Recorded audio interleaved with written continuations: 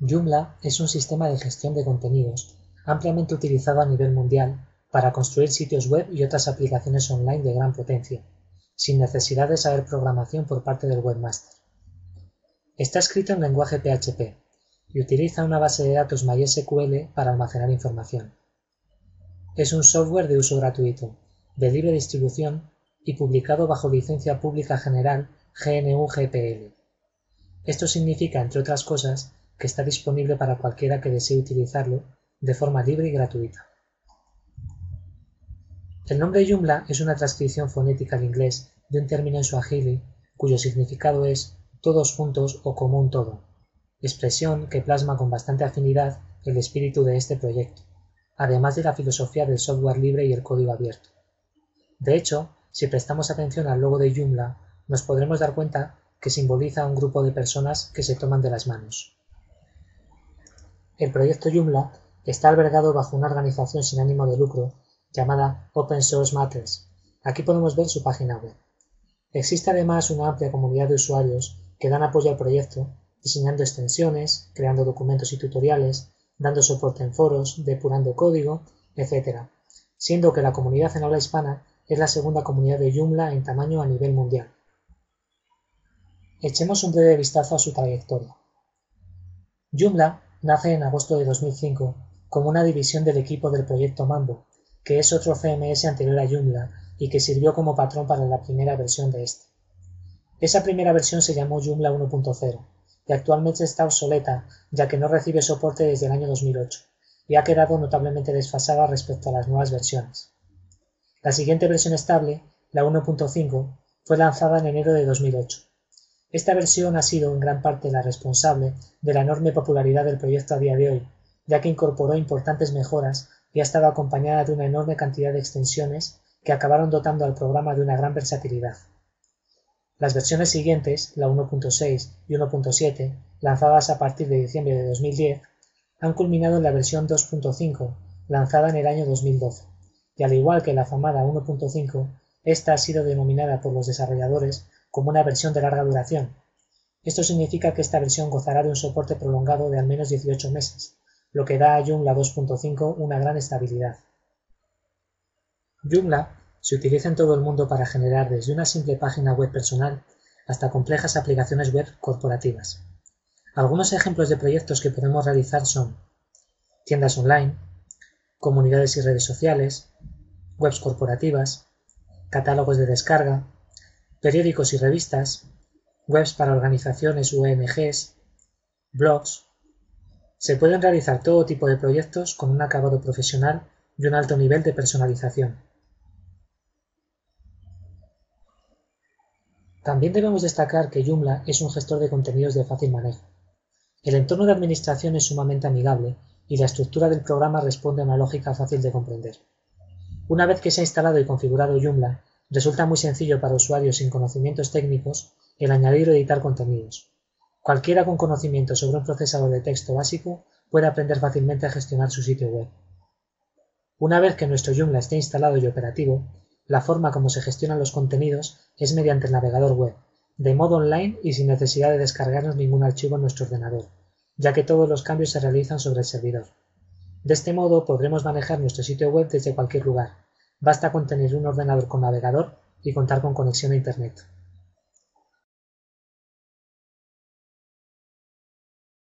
Para hacer funcionar un sitio Joomla es necesario disponer de un servidor web y una base de datos.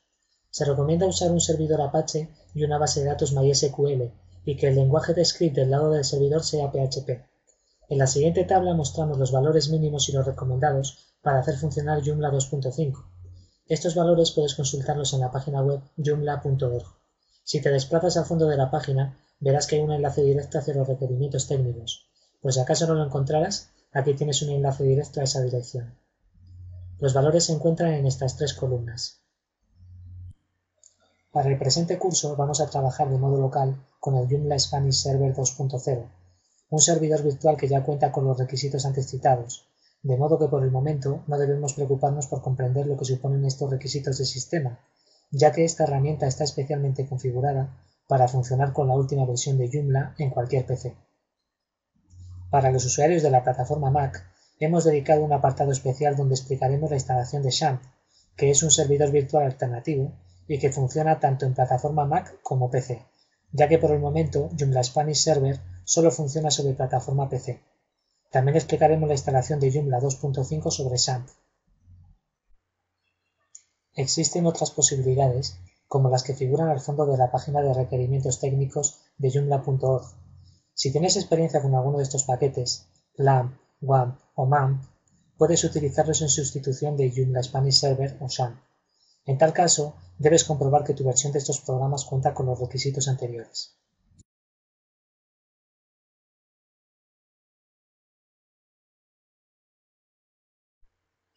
Antes de seguir avanzando y meternos en el manejo de Joomla, debemos aprender ciertos conceptos básicos acerca del funcionamiento de Internet. Internet es una red formada por millones de ordenadores interconectados que se encuentran distribuidos por todo el mundo. Existen básicamente dos tipos de ordenadores en función del papel que juegan en esta red: los ordenadores servidores y los ordenadores clientes. Técnicamente no tiene por qué existir ninguna diferencia entre ambos. Pueden tener características similares en cuanto a hardware, aplicaciones, etc. Pero los unos son los que almacenan las páginas web que visitan los usuarios y se las sirven cuando éste las solicita, y los otros son los ordenadores que reciben estas páginas bajo demanda de los usuarios. Así que cuando nos conectamos a Internet, tenemos dos ordenadores en juego. Primero el que almacena los contenidos de la web y nos envía, a través de nuestra conexión a Internet, aquello que hemos pedido, que es el servidor. Y después, el nuestro propio, desde el que nos conectamos y hacemos la solicitud, que es el cliente. En realidad, la arquitectura de Internet es bastante más compleja que esto, pero lo que hemos mencionado aquí constituye la espina dorsal de todo el sistema.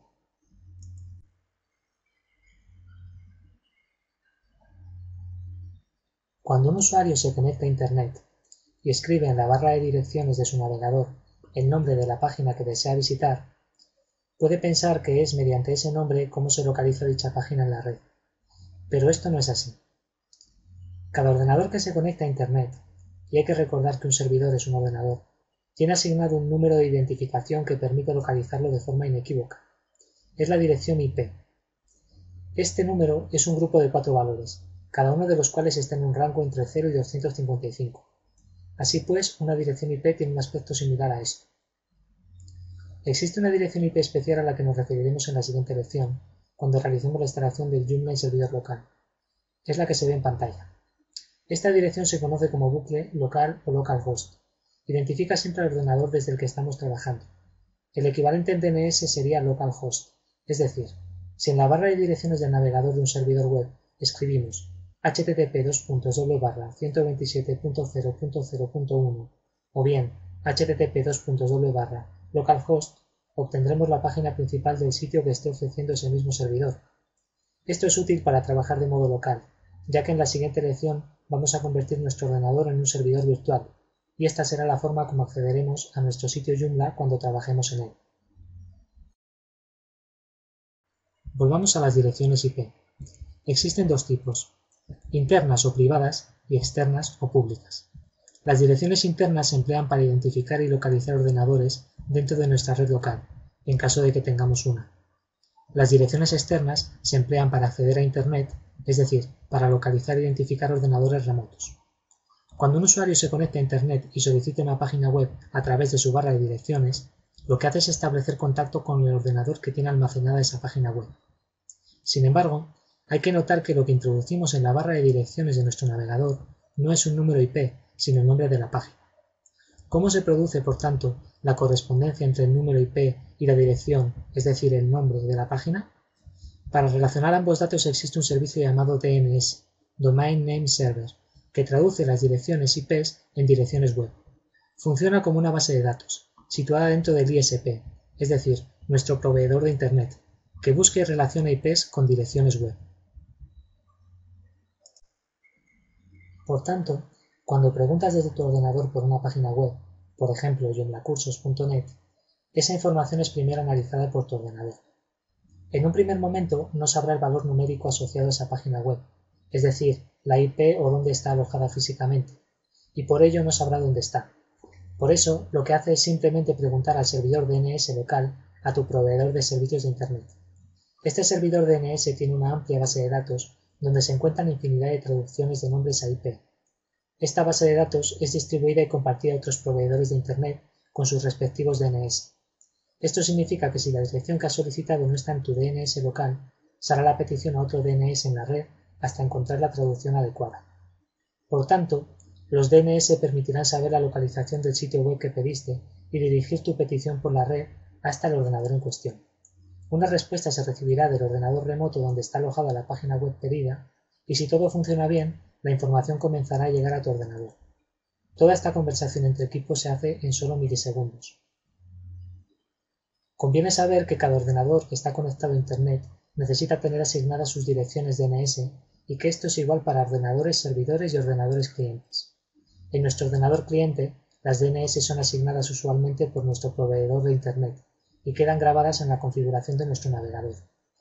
Ahora veamos de nuevo todo el proceso desde el principio por partes. El navegador envía el nombre deseado de la página al servicio DNS. El DNS resuelve el nombre y le devuelve al cliente la IP del servidor que contiene la página solicitada. El navegador se conecta al servidor web correspondiente mediante la IP recibida del DNS y solicita la página web, y el servidor web entrega la página al cliente.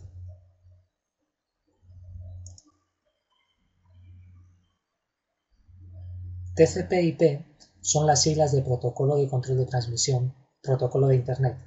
En inglés, Transmission Control Protocol, Internet Protocol.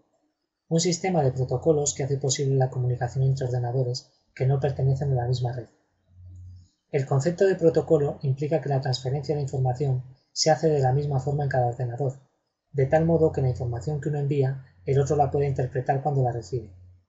Hoy en día, cualquier ordenador del mundo, independientemente del sistema operativo que tenga, respeta estas normalizaciones.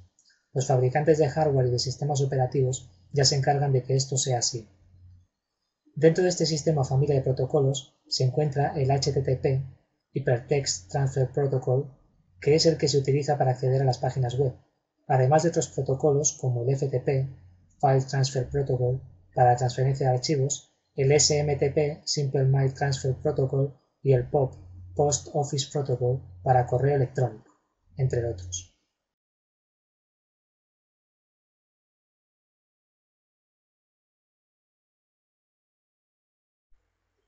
Como ya hemos explicado anteriormente, un servidor es un ordenador que alberga páginas web a las que accedemos desde un ordenador cliente. Este servidor cuenta con un programa que se ejecuta continuamente en ese ordenador, manteniéndose a la espera de peticiones de ejecución por parte del usuario de Internet, y responde con el contenido según sea solicitado, encargándose de contestar a estas peticiones de forma adecuada. Esta respuesta es en forma de datos, que el ordenador cliente interpreta una vez recibidos y los exhibe en pantalla a través de un navegador que monta la apariencia de la página o aplicación en base a la información recibida. Por tanto, el navegador es una especie de aplicación capaz de interpretar las órdenes recibidas en forma de código HTML fundamentalmente y convertirlas en las páginas que son el resultado de dicha orden. Por otra parte, también hemos explicado que FTP es el acrónimo de File Transfer Protocol, en español Protocolo de Transferencia de Archivos. La diferencia del protocolo HTTP, que es el que usa nuestro navegador para interpretar correctamente las páginas, este sirve para subir o bajar ficheros a un servidor remoto. Nosotros vamos a usarlo cuando subamos nuestro sitio Joomla de servidor local a remoto. En próximas lecciones veremos herramientas que nos ayudarán en este proceso. Ya hemos explicado cómo funciona, a rasgos generales, el proceso de solicitud y entrega de una página web entre el cliente y el servidor, los requisitos técnicos necesarios para que esto funcione, los protocolos que se ponen en marcha y el papel que juega el servidor y el navegador en todo el proceso. Ahora vamos a introducir un nuevo concepto, que son los lenguajes de programación del lado del servidor y los lenguajes del lado del cliente, y en relación con esto, las páginas estáticas y dinámicas.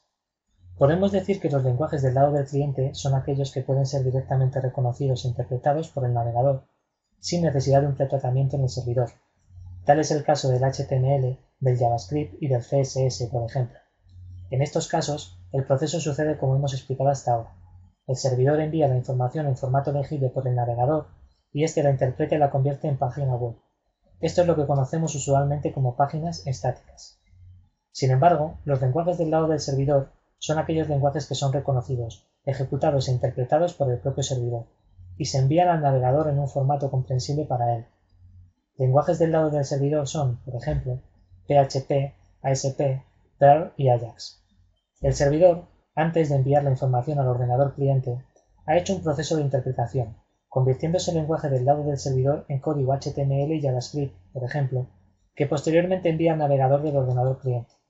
Sin este proceso de interpretación previo por parte del servidor, el navegador no podría interpretar la información correctamente para formar ninguna página web. Las ventajas de utilizar estos lenguajes radican en la potencia de los mismos ejecutando tareas más complejas, como por ejemplo acceder a bases de datos abstrayendo al cliente de toda la operación. Para entender la ventaja de usar un lenguaje del lado del servidor, imaginemos que estamos realizando un sitio web y queremos incorporar un buscador para facilitar la búsqueda de contenidos a los usuarios. Si la página estuviera programada en un lenguaje de programación del lado del cliente, como por ejemplo HTML y JavaScript, tendríamos que elaborar una por una cada página de resultados, tratando de abarcar todas las posibles combinaciones de palabras que pudieran buscarse. Esto resulta desde todo punto de vista impensable. La cantidad de combinaciones de palabras y de búsquedas diferentes es virtualmente infinita, y por lo tanto necesitamos resolverlo de otra forma que no sea tratando de multiplicar los contenidos y de anticiparnos a las búsquedas, sino permitiendo que sea el propio sistema quien interprete lo que el usuario ha pedido, y que el mismo sistema genere el contenido en base a la petición. Es para esto que sirve el lenguaje de programación del lado del servidor. El usuario hace su petición desde el navegador, en este caso una búsqueda de contenidos en base a una palabra. El servidor recibe esa petición, y gracias a esa tecnología incorporada en el propio servidor, puede realizar la búsqueda en la base de datos del sitio y generar el código en base a los resultados que obtenga en formato HTML, para su correcta interpretación por parte del navegador al que finalmente va a enviar dicho código.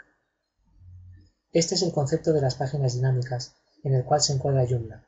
Es por esto que para trabajar con Joomla necesitamos usar un servidor, ya que el contenido en HTML que leerá el navegador se genera a través suyo,